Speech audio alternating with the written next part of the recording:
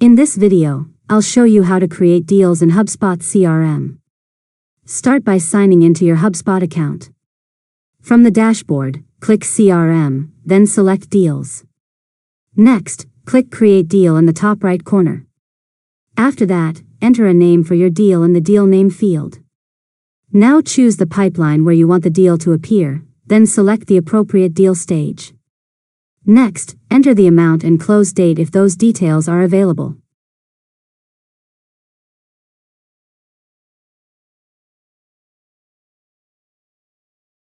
After that, associate the deal with an existing company or contact by using the Associate option.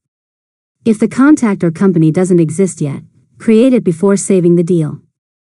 Now assign the deal to the appropriate deal owner if you're working with a team. Next, fill in any additional properties your business uses, such as deal type, priority, or lead source. After that, review the information and click Create to save the deal. Finally, open the deal record to add notes, schedule tasks, log activities, or update the deal stage as it moves through your sales pipeline. And that's it. You've successfully learned how to create deals in HubSpot CRM. If you found this tutorial helpful, make sure to subscribe to Learn Mode Lab for more tutorials.